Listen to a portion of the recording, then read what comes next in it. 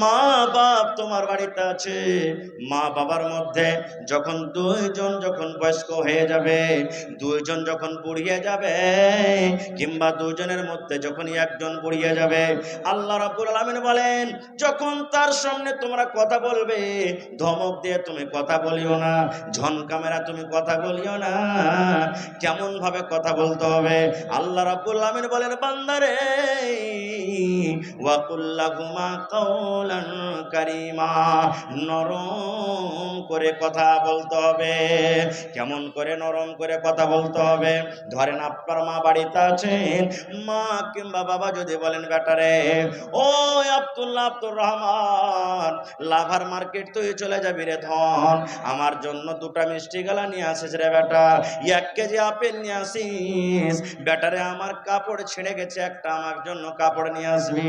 যদি আব্বা বলে বেটারি আমার লুঙ্গিটা ছিঁড়ে গেছে রে ধন, আমার জন্য একটা তুই সুন্দর লুঙ্গি নিয়ে আসবে।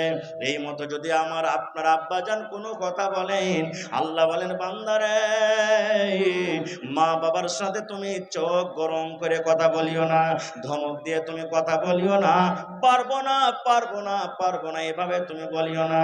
তুমি যদি গরিব মানুষ হও, তোমার পকেটে যদি টাকা না থাকে, মাকে আদর করে সুন্দর করে বলো মা গো ও আমার আব্বা জান, 2 দিন আপনি থামেন, 3 দিন থামেন, 5 দিন থামেন, আপনার জন্য আমি সুন্দর একটা কাপড় নিয়ে আসবো, আপনার জন্য আমি মিষ্টি নিয়ে আসবো। এইভাবে সুন্দর করে মিষ্টি ভাবে কথা বলতে হবে। আল্লাহ রাব্বুল আলামিন বলেন বান্দারে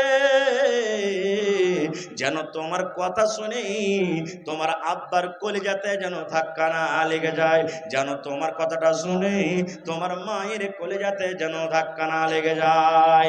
এবার আল্লাহ রাব্বুল আলামিন তারপরে বলেন আরে আমার বান্দা, তোমার মা বাবা এত বড় নিয়ামত, মা বাবা এত বড় নিয়ামত, মা বাবাকে এত বড় নিয়ামত করে তোমাকে দিয়েছি, সেই মা বাবার জন্য তোমরা দোয়া করবে। কিভাবে দোয়া করবে? রব্বির হামহুমা কামা রাব্বায়ানি সগীরা, পড়েন মনে মনে, রব্বির হামহুমা কামা রাব্বায়ানি সগীরা। আয় আল্লাহ তুমি আমার মা বাবার পরে ওরকম রহম করো, দয়া করো, যেমন ছোটকালে আমার প্রতি রহম দয়া করেছে। ছোটকালে দয়া করেনি ভাই? রহম করেননি? জোরে বলেন রহম করেছেন না করেননি? রহম করেছেন। কিভাবে রহম করেছেন? ওরে সুবহানাল্লাহ, যখন দুনিয়াতে আমরা এসেছি আমাদের মুখে কথা ছিল না, শুধু কান্না ছাড়া, কান্না ছাড়া কোনো কথা মাকে মা বলে ডাকতে পারতাম না। ও মা ভোক লেগেছে খেতে দাও, মা পায়খানা করেছি কিংবা পায়খানা করব, এই মতো আমরা কথা বলতে পারতাম না। ওরে সুবহানাল্লাহ, আল্লাহ রাব্বুল আমিন মা বাবাকে আমাদের জন্য এত বড় নিয়ামত দান করেছেন রে বন্ধু। আমার মা, আপনার মা যখন বাড়িতে কোনো কাম কাজ করতেন, হয়তো গলি ঝাড়ু দিয়েছেন, রুটি ভরছেন, রান্না বান্না করছেন, আমাকে আপনাকে ঝোলনাতে বিছানাতে শুতিয়ে রেখেছেন। এইবারে মার কিন্তু টান লাগা আছে, আমার আব্দুল্লাহ খালেদা সাহেদা বিছানায় ঘুমিয়ে আছে, কখন উঠে যাবে কানবে। ওরে সুবহানাল্লাহ, কাজ করতে করতে প্যাক করে একটু কান্দন দিয়েছি, মা দুনিয়ার সমস্ত কাজকে ছেড়ে আমার আপনার জন্য দৌড়াতে দৌড়াতে এসে হাজির হয়ে গেছেন। মা আমাকে আপনাকে জড়িয়ে কোলে নিয়েছেন, আমার আব্দুল্লাহকে ভোগ লেগেছে রে, আমার খালেদা জায়েদাকে ক্ষুধা লেগেছে, মা দুধ পান করালছেন।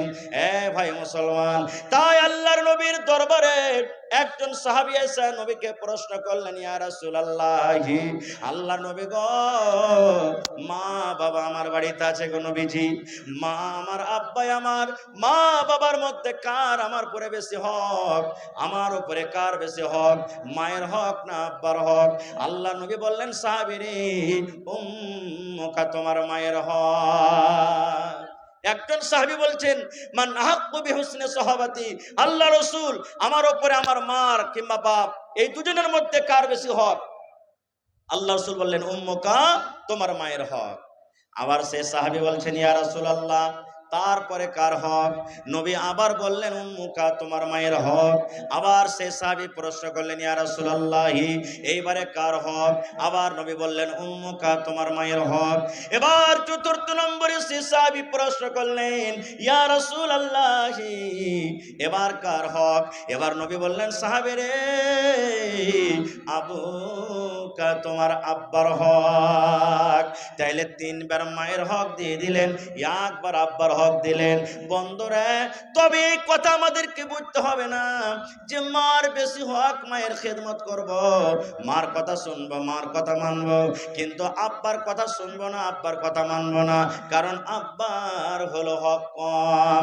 এরকম আমাদেরকে বোঝা নিতে হবে না, কারণ আল্লাহ রাব্বুল আমিন মা বাপ দুজনের খেদমত করার কথা বলেছেন, মা বাবার দুজনের খেদমত করার আদেশ করেছেন।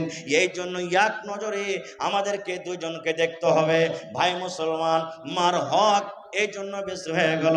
ওরে সুবহানাল্লাহ, দুনিয়াতে আমরা যখন আসি, যেদিন আমি মায়ের পেটে যেদিন গর্ভধারণ করলাম, ওরে সুবহানাল্লাহ, আপনারা জানেন বাড়িতে যারা স্ত্রী আছে, স্ত্রীর কষ্ট আমরা দেখি। মায়ের কষ্ট তেমনই হয়েছে, আজকে যেমন আমাদের স্ত্রীর কষ্ট হয় যেদিন সন্তান পেটের ভিতরে আসি, যেমন যেমন দিন যায়, হায়রে মায়ের কষ্ট কিন্তু বেড়ে যায়। বাড়ে কি বাড়ে না? দিন গেল, মাস গেল, মার শরীরটা ভালো ভারী হয়ে যায়, মা বাড়ির কাম কাজ কিন্তু করতে পারে না, মা ভালোভাবে ঝাড়ু দিতে পারে না, মা বাড়িতে কাজ কাম করতে পারেন না, মার কত অসুবিধা হয়। হায়রে মা পেশাব পায়খানা ভালোভাবে করতে পারে না। যখন মায়ের পেটে 4 মাস 5 মাস 6 মাস আমাদের সময় হয়ে যায়, মা সারাদিন কাম কাজ করার পর সন্ধ্যাবেলাতে থালাতে করে মুড়ি নিয়ে, ভাজা নিয়ে, রুটি নিয়ে, ভাত নিয়ে খেতে বেজেছে। আল্লাহ রে আল্লাহ, এরকম টাইমে এরকম সময়তে সারাদিনের না খাওয়া মানুষ খেতে বসেছেন, মায়ের পেটে এমন একটা জোর করে ধাক্কা দিয়ে দিলাম, মায়ের পেটে পা দিয়ে এমন করে জোর করে একটা হোড়া দিয়ে দিলাম। হায়রে আমার দরদিনী মা, মা সারাদিনের কাজ করা মানুষ, না খেয়ে মা চোখ দিয়ে ঝরঝর করে পানি ঝরাতে ঝরাতে মা শুয়ে গেলেন। শুধু তা নয় রে ভাই, যেদিন দুনিয়াতে আমরা এসেছি, হায় মায়ের কষ্ট এমন এক একটা ব্যথা আছে, মা দোয়া করেন আল্লাহ রে মরে যাওয়া ভালো, কিন্তু এরকম আর কষ্ট আমি সহ্য করতে পারি না রব্বুল আলামিন। মায়ের মরণ থাকে একদিকে, মায়ের জীবন থাকে একদিকে, এই মতো অবস্থাতে মা দোয়া করেন মাবুদ তুমি আমাকে যদি মত করো আমি মরে যাব, দুনিয়া থেকে চলে যাব, কিন্তু আল্লাহ জি আমার সন্তানকে তুমি সহি সালামত রাখো। সুবহানাল্লাহ। এ ভাই মুসলমান, দুনিয়াতে এলাম, হাই মা, মায়ের কষ্ট, মা রক্তে রক্তিত হয়ে গেলেন। এবার আমাকে জ্বর হলো, মায়ের দুধ পান করি, আমাকে জ্বর হলো, আপনাকে জ্বর হলো, পায়খানা লেগেছে, ডাক্তার বলছেন এ ছেলের মা, তোমার ছেলেকে জ্বর হয়েছে, খবরদার রাতের বেলাতে ঠান্ডা পানি খাবে না, গরম পানি খেয়ে থাকবে। এই ছেলের মা, তোমার ছেলেকে পায়খানা ধরে নিয়েছে, তুমি মাছ মাংস খাবে না, ডিম খাবে না, তোমাকে সবজি দিয়ে তরকারি দিয়ে ভাত খেতে হবে। মুসলমান রে, দুনিয়াতে আমি কষ্ট পেয়েছি, আপনি কষ্ট পেয়েছেন, কিন্তু সাথে সাথে আমার মাও কষ্ট পেয়েছেন। মা ছাড়া দরদে হবে নাই রে দুনিয়ায়, মার মতো দরদে কেউ নাই। মা ছাড়া দরদে হবে নাই রে দুনিয়ায়, মার মতো দরদে কেউ নাই। হায়রে আমার দরদিনী আদরিনী মা, দুঃখে সুখে তুমি আমায় দিলে সান্ত্বনা। হায়রে আমার দরদিনী আদরিনী মা, দুঃখে সুখে তুমি আমায় দিলে সান্ত্বনা। মায়ে বুকেতে জোড়াইয়া আমায় দিল সান্ত্বনা রে মাবুদ, মার মতন দরদে কেহ নাই, মা ছাড়া দরদে হবে নাই রে দুনিয়ায়, মার মতো দরদে কেহ নাই। আমি ব্যথা পাইলে দেখতাম মায়ের চোখে পানি, রাখতো সাদা কাছে কাছে ডাকতো জাদুমণি। আমি ব্যথা পাইলে দেখতাম মায়ের চোখে পানি, রাখতো সাদা কাছে কাছে ডাকতো জাদুমণি।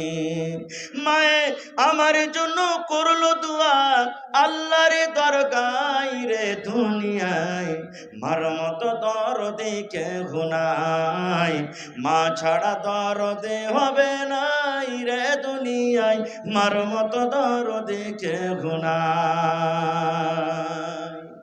ভাই মুসলমান, মার যদি খিদমত সেবা করেন আখিরাতে আল্লাহ তাআলা তো বদলা দিবেনই দিবেন, দুনিয়া তো আল্লাহ মুসিবত থেকে বাঁচিয়ে নেবেন। এটা বিশ্বাস রাখেন? বিশ্বাস আছে কি? এর প্রমাণ হাজী মাওলানা, এর কি প্রমাণ আছে? জি, বুখারী মুসলিমের হাদিস। হাদিসটা হলো খুবই লম্বা, শর্টে আমি 2 মিনিটে শেষ করব। আল্লাহর নবী বলেছেন, 3টা লোক রাস্তা দিয়ে হাঁটছেন, সাফার করছেন। কয়টা লোক ভাই? জোরে বলেন। 3টা লোক রাস্তা দিয়ে হাঁটছেন। হাঁটতে হাঁটতে হাঁটতে হাঁটতে হঠাৎ করে কোন দিক থেকে ঝড় বৃষ্টি চলে এলো। আশেপাশে বাড়ি, গাঁ গ্রাম কিচ্ছু দেখা যায় না। কোথায় লুকাবে? 3জন দৌড়াতে দৌড়াতে দৌড়াতে একটা পাহাড়ের গর্ত ছিল, চলছে চল এই গর্ততে আমরা ঢুকে যাই, যখন পানি ছুটবে তখন আমরা চলে যাব। মানুষ ফষ্টি করে না? যেখানে ভয় হবে বাঘ, সাপ, বিচ্ছু, শিয়ালের, গুন্ডার, যে রাত হয়ে গেছে তাড়াতাড়ি করে পালাবো, কিন্তু ওই জায়গাতে হয় গাড়ি খারাপ হবে, আর না হইলে ওখানে রাইতে লাগবে, ওখানে রাইতে লাগবে। 3জন ঢুকলেন কেন? বৃষ্টি থেকে, ঝড় থেকে, তুফান থেকে বাঁচবো বলে। আল্লাহর নবী বলেছেন, যেমনই 3জন গর্তর ভিতরে ঢুকলো, ওরে সুবহানাল্লাহ, পাহাড় থেকে রে বন্ধু একটা পাথর, বড় ধরনের পাথর গড়তে গড়তে গড়তে গড়তে, দেখবেন যেমন বাড়িতে মায়েরা খালারা ভাত রান্না করে হাঁড়ির ওপরে যেমন ঢাকনা দিয়ে দেয়, থালি দিয়ে দেয়, আপনারা কি বলেন? ঝাপনা কি বলেন আপনারা? ঢাকন দিয়ে দেয়, হাঁড়িটার মুখকে বন্ধ করে দেয়। আল্লাহর নবী বলেছেন, একটা বড় ধরনের পাহাড় থেকে পাথর গড়তে গড়তে একবারে গর্তর মুখ বন্ধ হয়ে গেল, গর্তর মুখ ঝেঁপে গেল, তারা 3জন গর্ততে বন্ধ হয়ে গেল। এবার তারা 3জন বলছেন, আল্লাহ জান বাঁচাবো বলে গর্ততে ঢুকলাম, আল্লাহ কি হয়ে গেল, কোন মুসিবত এসে গেল? 3জনই এক অপরকে বলা বলি করছে, ভাই রে এই পাথরটা দেখো তো হটিয়ে হটাইতে পারে কিনা। 3জন মিলে পাথরটাকে ধাক্কা দিলেন। যেমনই ধাক্কা দেওয়া, সুবহানাল্লাহ, পাথর 1 চুল পর্যন্ত তারা হটাইতে পারলো না, পাথর হটে না। তারা বলছে, আল্লাহ এই তো কবর হয়ে গেল আমাদের গর্ত, এখানেই মরে যাব, আর বাড়ি যেতে পারবো না, ঘুরে ছেলে মেয়ের আর মুখ দেখতে পারবো না, আল্লাহ এই জায়গাতে আমাদের মত হয়ে যাবে। এইবারে লম্বা ঘটনা ছোট করে বলি, 3জনের মধ্যে একজন অপরজনকে বলা বলি করছে, হারে ভাই কাহকে যদি ডাকি তো শুনতে পাইবে না, আর বাড়িও আশা করছি ঘুরে যেতে পারবো না, তা আমাদের যদি সাহায্যকারী হন তো একটা হবে, সেটাকে জোরে বলেন, আল্লাহ হবেন। তো ভাইরে, জীবনে কি এরকম আমরা কি কোনো কাজ করেছি যে কাজটা যদি আল্লাহ তাবারক ওয়া তাআলার সামনে রাখি আর বলি, মাবুদ এই কাজটা যদি তোমাকে রাজি করার জন্য করে থাকি, তো আজকে এই পাথর হটিয়ে এই মুসিবত থেকে আল্লাহ বাঁচিয়ে নাও।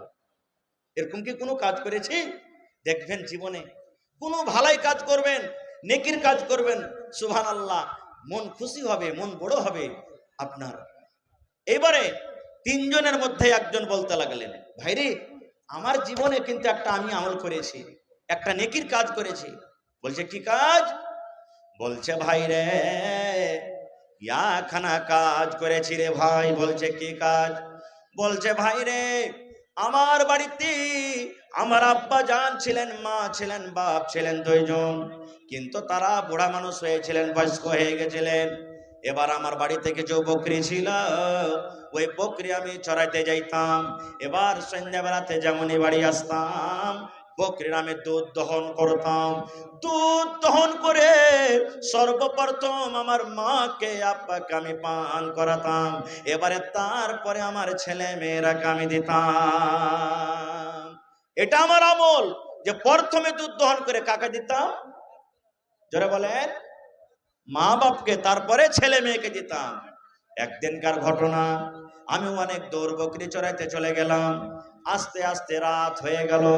যেমনই আমি বাড়িতে ঢুকলাম, দেখছি আমার মা বাপ দুজনও কিন্তু ঘুমিয়ে গেছেন। দুজনই ঘুমিয়ে গেছেন, মা বাবা দুজনই ঘুমিয়ে গেছেন। এবার আমি দুধ দহন করলাম, পেয়ালাতে আমি দুধ নিয়ে বাড়িতে ঢুকলাম। আমার ছেলেরা মেয়েরা পায়ের গোড়াতে গোড়াতে পাঞ্জরে হাঁটার বলে, আব্বা দুধ দাও, আব্বা দুধ দাও। আমি তখন বললাম, বেটা রে, যতক্ষণ পর্যন্ত আমার মা বাপকে আমি দুধ না দিব, যতক্ষণ পর্যন্ত আমার মা বাপ দুধ না পান করবে, ততক্ষণ পর্যন্ত আমি তোদেরকে দেব না। এই বলে আমি পেয়ালা নিয়ে দাঁড় হয়ে গেলাম। মায়ের সিথানে আমি দাঁড় হয়ে গেলাম, মায়ের ঘরের দুয়ারে আমি দাঁড় হয়ে গেলাম। আমার ছেলেরা দুধ চাইতে চাইতে তারা ঘুমিয়ে গেল।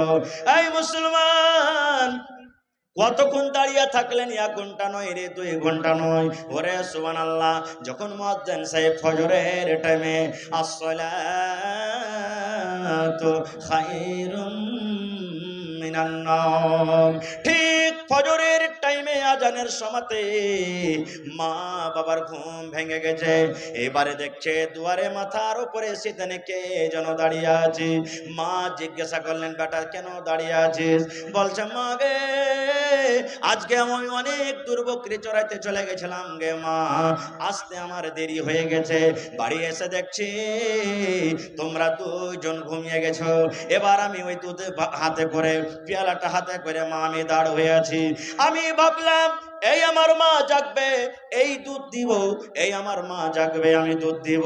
কিন্তু মা তোমরা জাগতে পারলে না, আমি পেয়ালা নিয়ে দাঁড় হয়ে আছি।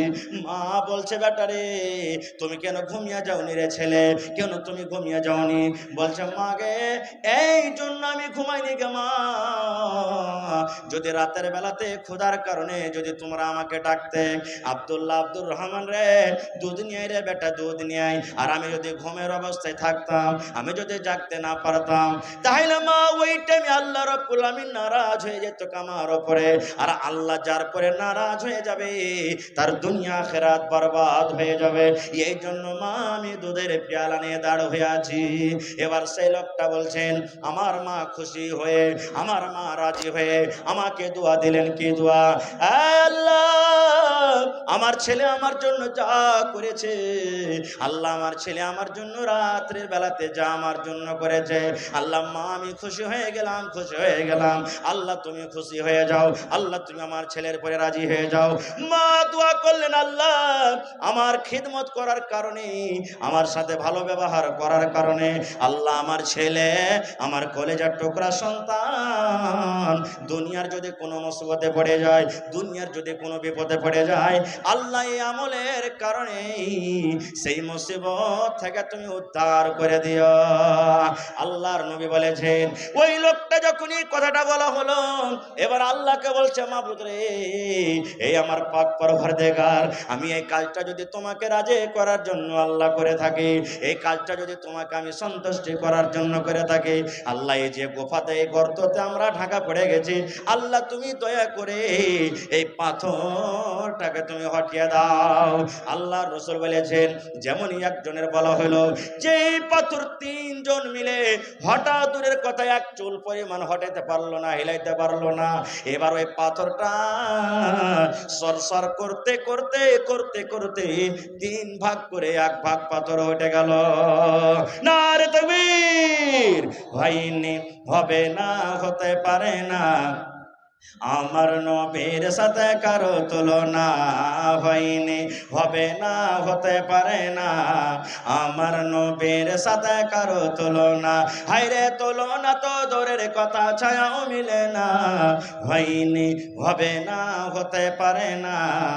আমার নবীর সাথে কারো তুলনা হয়নি, হবে না, হতে পারে না।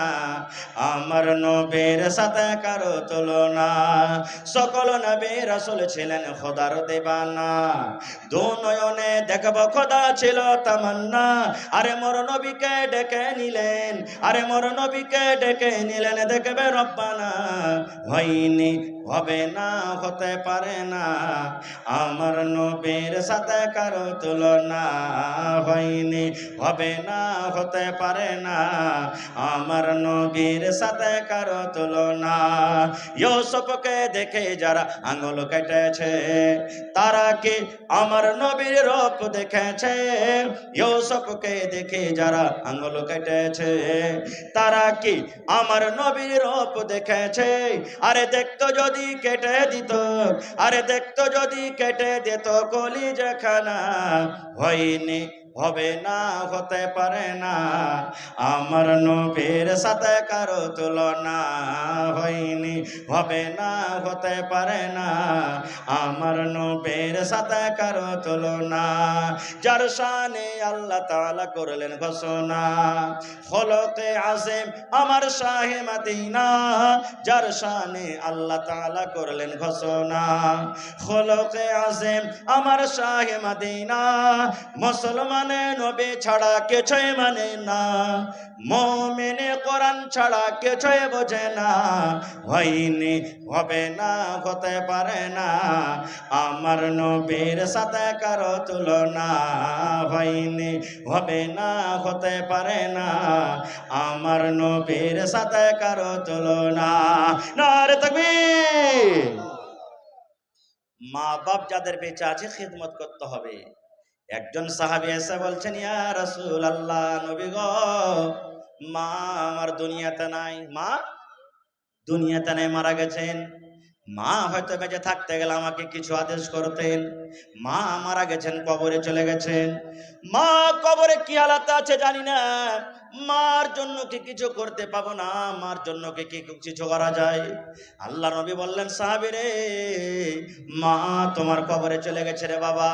মা কবরে ঘুমিয়ে আছে। মায়ের জন্য তুমি দান করো, মায়ের জন্য তুমি সাদকা করো।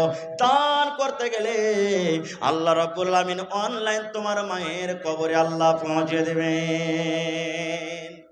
একটা হাদিস আছে, ইজা মাতাল ইনসান, মানুষ যখন মরে যায় সমস্ত আমল তার বন্ধ হয়ে যায়, তিনটা আমল ছাড়া। তার মধ্যে একটা আমল হলো, দয়ার রাসূল বলেছেন, তোমার মা বাবার জন্য তুমি দোয়া করো, দান করো, আল্লাহ তাআলা তোমার এই দান কিংবা দোয়াটাকে কবরে পৌঁছে দিবে। ভাই আমার, তবে আমাদের মা বাবার প্রতি মহব্বত ভালোবাসা আছে না নাই ভাই? জোরে বলেন, মার প্রতি মহব্বত ভালোবাসা আছে না নেই? আছে। ভাইরে, আজকে দেখি কতটুক মা বাবার প্রতি মহব্বত ভালোবাসা আছে। আজকে একটু পরীক্ষা করব আমি। এই ঘাসিয়াঘাট অঞ্চল, ঘাসিয়াঘাট গ্রামের, ঘাসিয়াঘাট এলাকার ভাইয়েরকে একটু পরীক্ষা করব যে সত্য মা বাপকে ভালোবাসেন কি বাসেন না। বেশি আমি আপনাদের কাছে চাহাবো না। কয় পারা কোরআন আছে ভাই? জোরে বলেন। 30 পারা কোরআন। এক পারার বদলাতে মাত্র 1 টাকার 1000। ইচ্ছা করলে একটা লোকই 30,000 টাকা দিয়ে দিতে পারে। না হইলে 10,000 করে 3 জন, না হইলে 5,000 করে 6 জন, না হইলে 15,000 টাকা করে 2 জন। আর যদি না পারেন তো 2,000